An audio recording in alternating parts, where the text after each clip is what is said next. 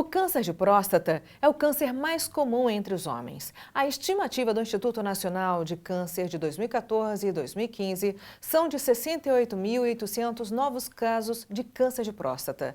Mas apesar de ser uma doença grave, muitos pacientes não morrem por causa dela. Câncer de próstata é o assunto do nosso programa de hoje. Fique ligado, o Viva Saúde está no ar.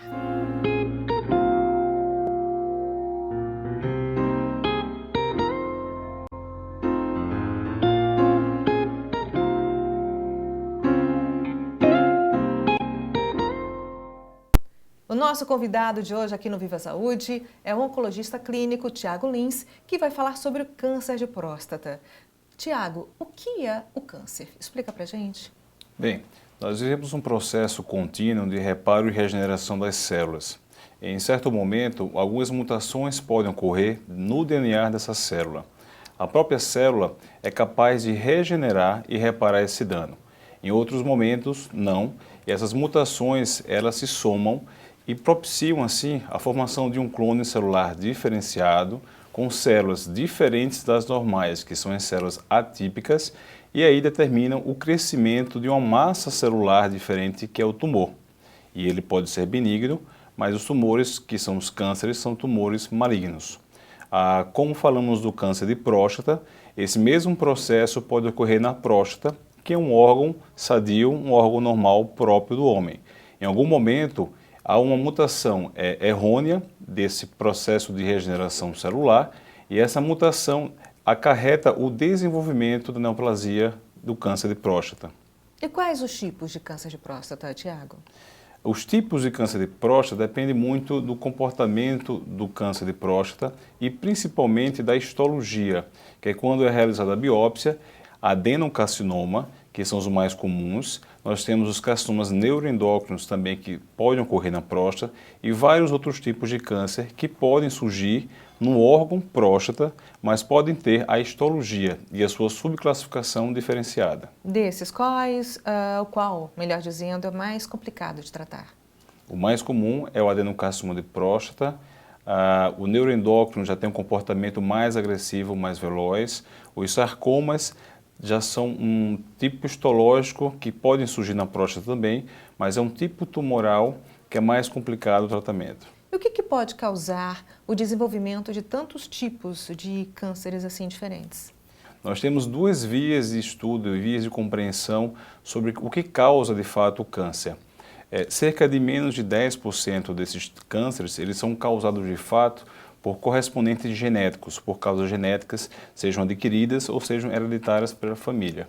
Os demais tipos de câncer, a sua grande maioria, cerca de 90%, ocorre ao acaso por uma mutação surgida pelo erro de multiplicação da célula e mesmo como resultado de fatores ambientais, que são os fatores como hábitos de vida e atividade de vida diária, e o que a gente soma aqueles tóxicos que podem ser aditivos nessa célula e causar assim a mutação. A partir de que idade, Tiago, um homem pode ser acometido de câncer de próstata? Porque, infelizmente, é cada vez mais comum a gente ver homens jovens com esse tipo de câncer.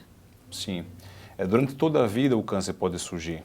O que nós conhecemos é que quanto mais a vida se prolonga, maior é a chance do erro mutacional existir e assim ocorrer o câncer de próstata.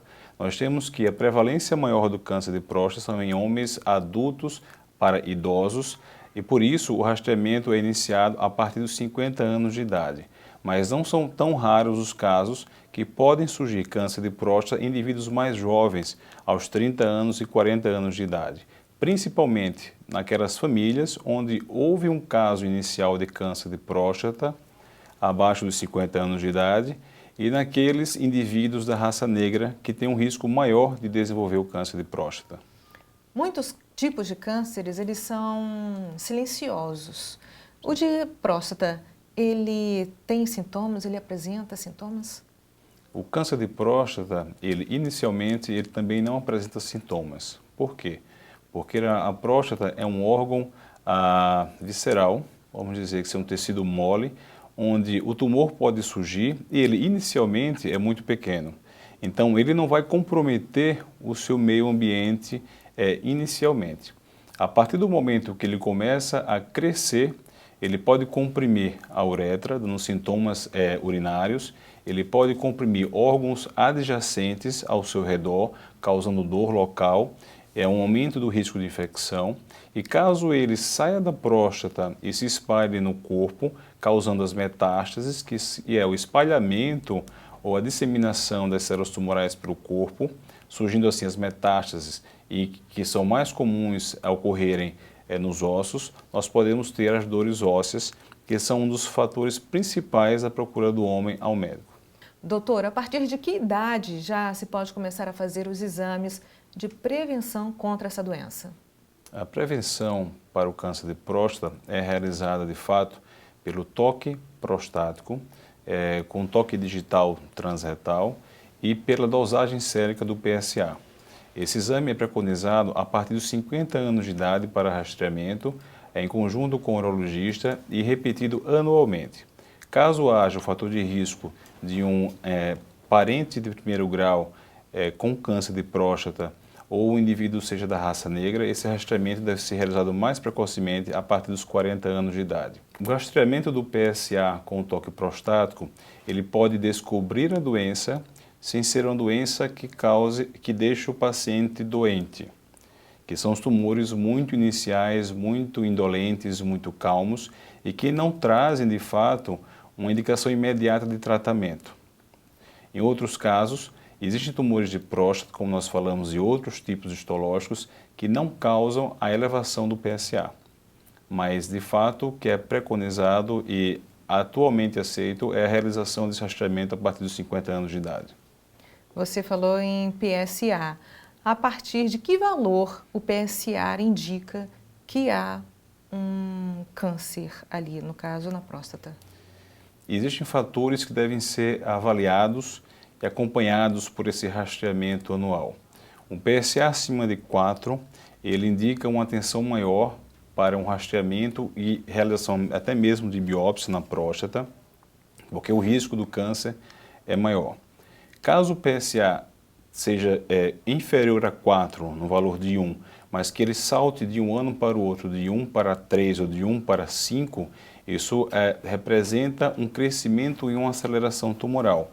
E essa elevação também significa que devemos ter uma atenção maior e realizar um rastreamento mais acurado para o câncer de próstata.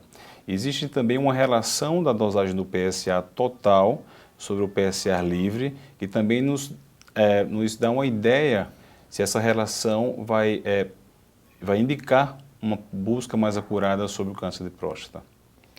O exame de PSA feito para diagnosticar o câncer de próstata em nenhum momento dispensa o exame de toque retal, porque muitos homens fogem disso, não é isso? Exatamente.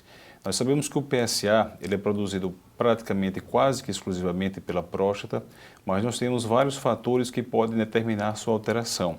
Alguns fatores externos podem alterar o resultado do valor do PSA, como o uso de drogas ilícitas e como o uso também de alguns medicamentos, a exemplo da estatina, das simvastatinas.